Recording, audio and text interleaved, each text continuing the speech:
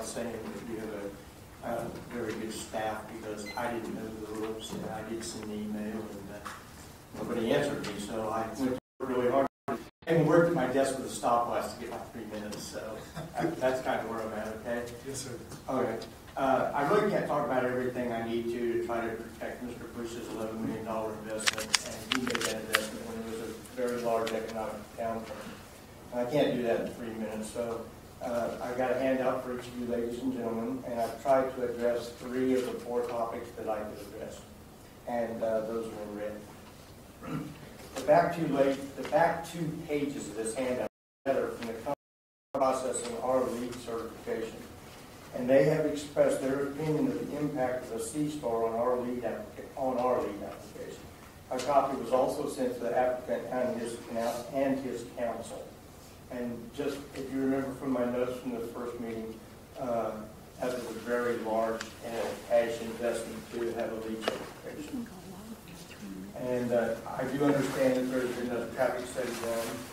And I just wondered if anybody had confirmed that. I know we brought up again today about the turning lanes and the storage, and who is going to be responsible for those. Is that going to be a burden on the city or the taxpayers, or is the applicant, if his application does get approved, who's going to pay for that burden and the expense of adding the appropriate turning lanes?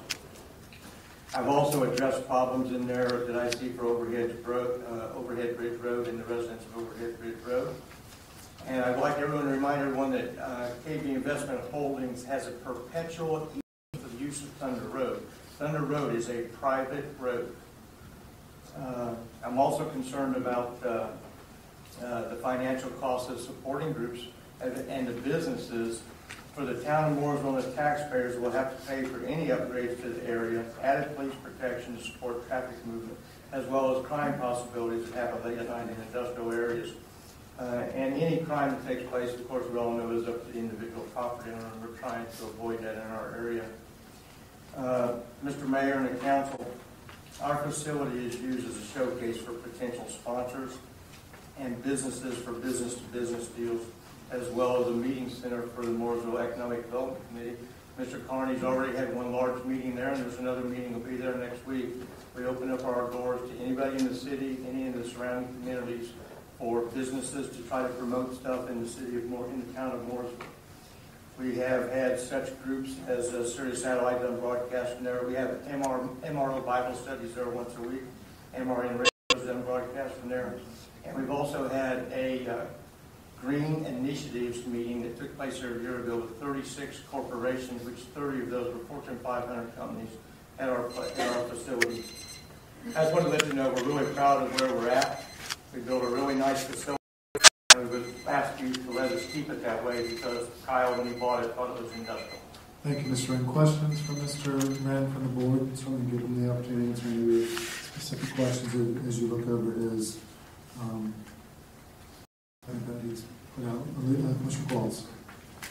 How long have you guys been in this building? How long has it been completed? We have been in this building for 1 year, and we moved in 1 year and 7 months.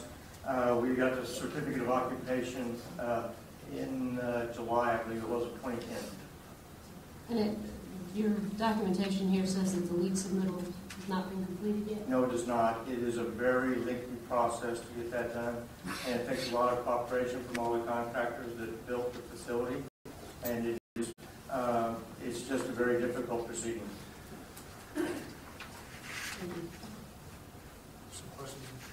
Questions, comments from the board? Thanks.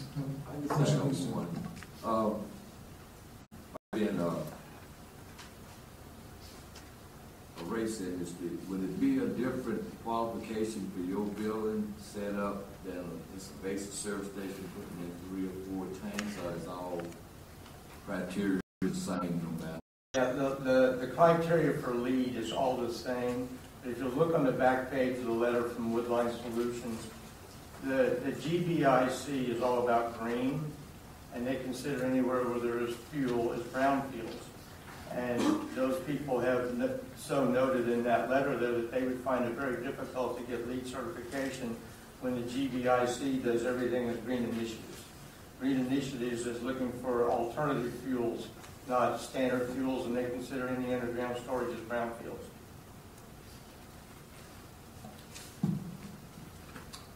Commissioner Taylor. They consider underground storage as what? Brownfields, brown, disturbed earth, is contaminated. I don't believe that happens this day and time. I didn't write the letter, sir. All I can present is the evidence as it was presented to the applicant and myself. There's a lot that goes on in the convenience store industry that actually they're constantly being monitored, and if there's alarm goes off, there's a lot of people that know about it, and you better have a very good reason. It's a pretty safe industry. It's not. It's not like, you could have somebody spill gas in a car or something, but not far as tank or rupture or something. Them days are gone. I'm sorry, sir, but like I said, I can just present the facts as I know them.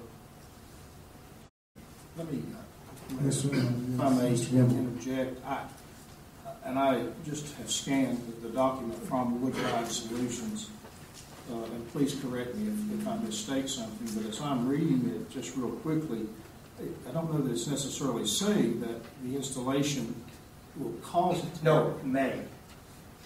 Well, what they say is that they have publicly commented on brownfields, Yeah, she doesn't say it will keep us from obtaining our LEED certification. She says it may. I understand. Because the GBIC, even though once all the paperwork is put in place, they still have to vote on it. You just don't automatically get LEED certified. Most of the LEED certified buildings in this country are owned by the U.S. government because of the cost to build them. Thank you. Thank you, Mr. Green. Any additional questions or comments from the board? Thank you, sir. Is there anyone else from the public that would wish to speak at this time? Please come forward.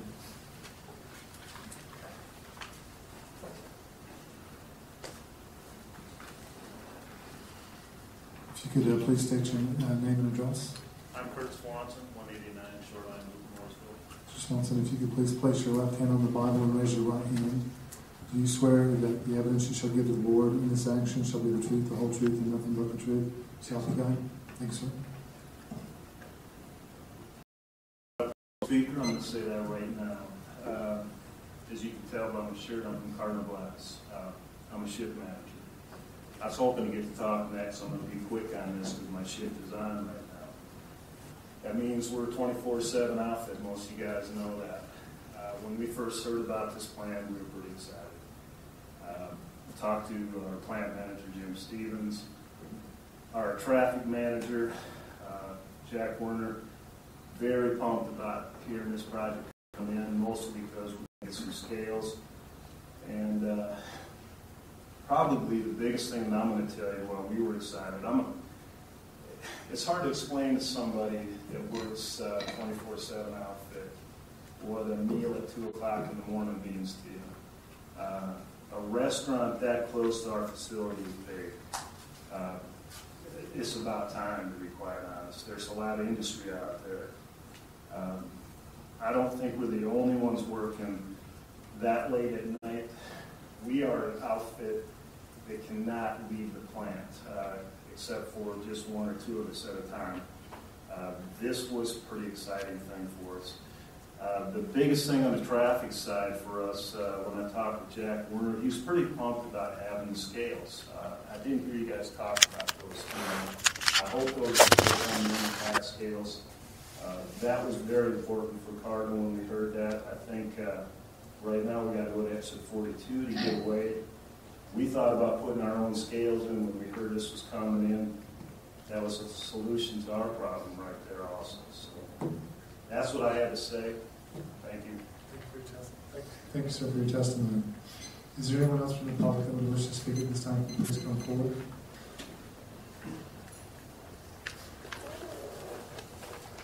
I believe you are still on the record. Please state your name. Yes, sir, I was. My name is Steve Dickerts, and I was sworn in previously. I do have it for y'all.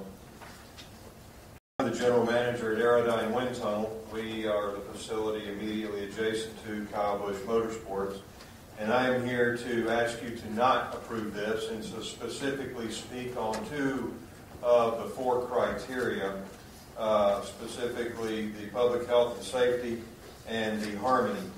The public health and safety issues are, and it shows it there, not quite as dramatically as it may be, as it is built on a curve. That traffic light will be.